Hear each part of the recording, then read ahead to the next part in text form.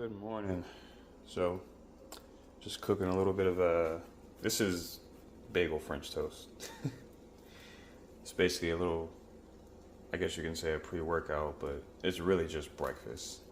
Yeah, I do take that. As you can see, other things. So, I say all that to say, going to the gym, and today I'm doing legs. I have a specific outfit I normally wear when I do legs and when I do upper.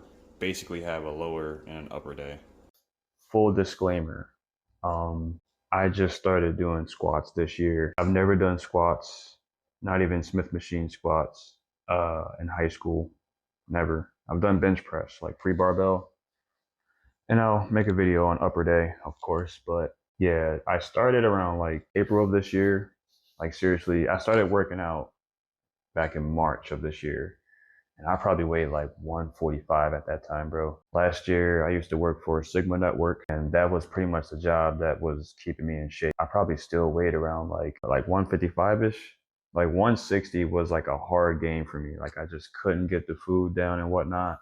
The stuff that you see up there kind of helps me get that up, and I'm eating, more beef and whatnot. So right now I weigh like 175, but yeah, back in March, I was doing like body weight stuff. Oh yeah, in April, I went to China to see my girlfriend. And when I went to China, I didn't do any exercise. I ate, but that was pretty much it.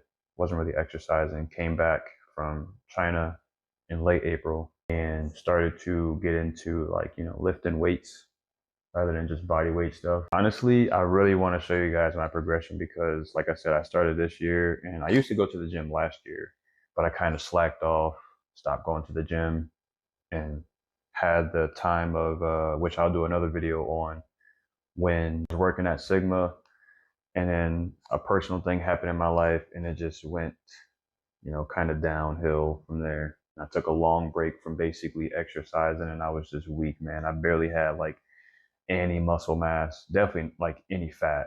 Started eating unhealthy, and then I gained more fat than muscle a little bit. And I never looked fat. I never had like a fat body, but I could see that my abs were gone. I would always have abs, but it was non-existent once I started living with my grandmother. End of April, going into May, I started to really start lifting weights. Went up from 145 to 155, and then I hit like 160 to 162-ish. And I was kind of like battling with between that.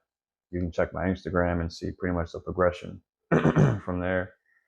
And I think around mid-May is when I really started to take like, lifting weights a little bit more serious. That's when I started doing squats. But it was at Planet Fitness, and it was like the angled, Smith machine. So it was a very weird experience to go, never have done squats ever, and then go right into doing angled Smith machine squats. Like everything I was doing was so wrong. And this is just so embarrassing, but I'm glad to just share it.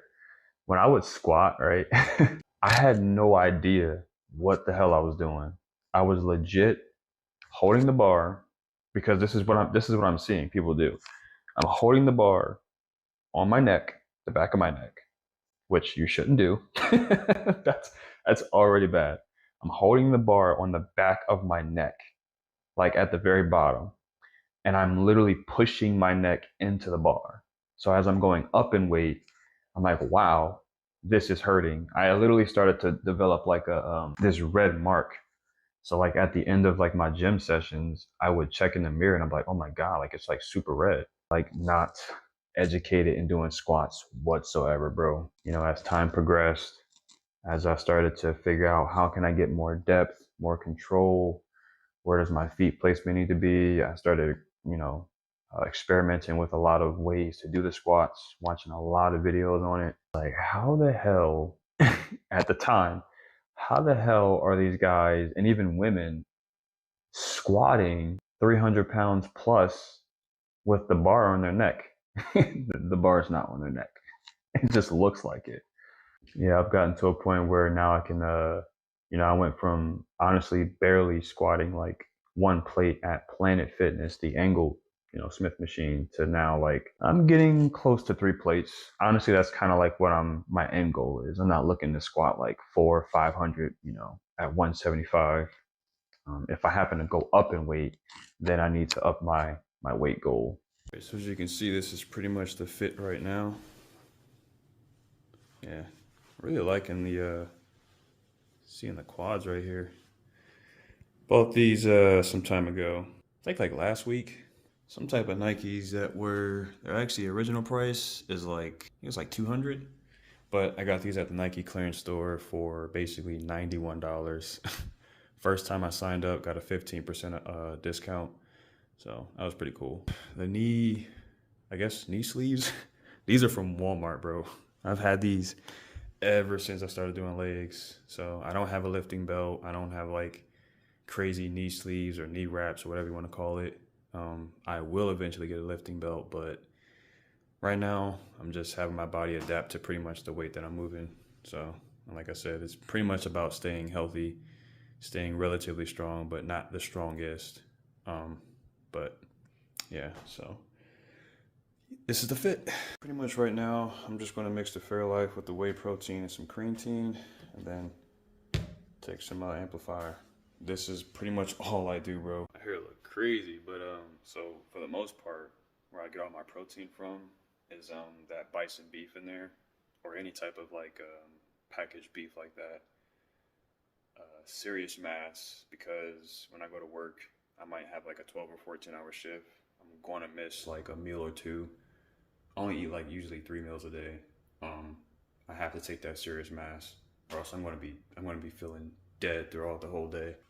Creatine, like I said, whey protein. Fairlife is literally like the biggest thing that just is in my body, and I just started using a pre-workout. I've never used pre-workout ever. Also, the number one thing, literally, is just water. This is 1.9 liters, so I believe I'm supposed to drink more per day, but if I'm urinating pretty much clear, I believe I'm hydrated. About to head to the gym now. Yeah. So I'm at the gym right now, and I'm gonna show you. I don't know where the damn. Oh, here we go. Yeah, EOS or EOS.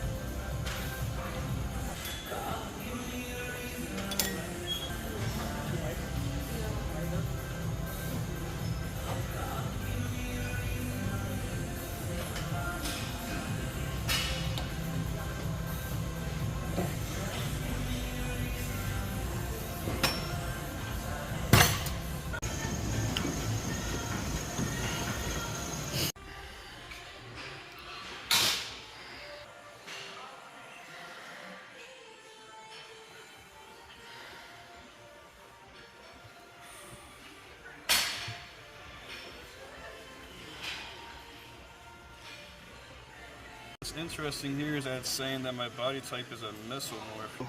My body fat used to be around like 5%, so it went up. So now it's 8.6. That's what it's saying. So, show you the stats here. Let's scroll down. So, saying balanced. So that's today's workout, and as I'm coming out the gym, I literally forgot where I parked. For a second I thought my car was like towed and the F-150 took my spot right there, but no, we're here. Trying to get as deep as I could with the 295 on my back. I did it before doing ATG. If you don't know what that means like ass to grass. Turn all this heat off. But yeah, I did it once with a narrow stance actually, and I really wish I recorded it. I was just self-conscious, about the whole thing because I didn't know how I was going to go. As you can see, I don't wear a lifting belt, but I don't wear a lifting belt because I want my midsection to adapt to that weight and get strong on its own. Because actually, if you like, deadlift, which I don't do, but if you deadlift and if you squat, to a certain extent, obviously your body does have a limit. But if you lift heavy weight and you do all that with a lifting belt, and then you kind of, let's just say you forgot your lifting belt, or maybe it's broken and you can't really, do it, whatever the case may be, you're going to feel that difference in weight. You're going to be like, oh my God, like now you have to work your core as hard as if you have a lifting belt. And literally, I can tell you right now, when I first had 295 on my back, I felt excruciating pain. Not to where like, okay, I got to go to the hospital, I popped something, but it's just my lower back just felt sore to where like a muscle, not like a bone. It was just being worked. Today, I can honestly tell you, my back literally feels great. It felt like there was no weight on my back. So that just goes to show you that I've definitely adapted to the weight, at least 295. I don't know when the day is going to come when I end up doing like 315, which is pretty much what I'm going to stop at. But I didn't get as deep as I wanted to, so I can't even say I really did 295 today. I think today, pretty much once again, I did 275. So 275, I can get like decently deep, but 295, it's like I basically, because I've failed before. Like, I'm not afraid to fail. The safeties are right there. Obviously, if they had no safeties, I would not be squatting like that. But I failed before, and I dropped it on the safeties, not like super loud. I just like gracefully went down and decided to not really go back up, and then the bar was on the safeties. Re-racked it, well, took the weight off and re-racked it, and then scaled down. And yeah, so when you lift heavy, man, don't ego lift, just do it safely, and do it to where you have like an actual goal in mind. Don't, if you're a power lifter or something like that, obviously that's a different story, but if you're just simply trying to be healthy and just trying to be active, you don't need to be going like super crazy in the weight. I just do it because it genuinely helps me with my job. I I do squat a lot at my job. I do technically deadlift a lot in my job because the warehouse keeps putting the boxes to where I have to keep digging for it. But yeah, I squat, I deadlift.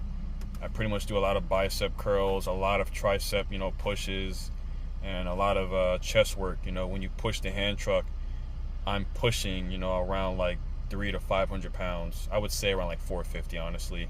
And literally at the end of every single route, to where it's like a big route, I can feel my chest like bulging. So it's pretty much why I go to the gym and why I need to stay active. But yeah, right now, I'm gonna head home and get some more protein in my body. And yeah, I guess I'll catch you guys next time. So thanks for watching.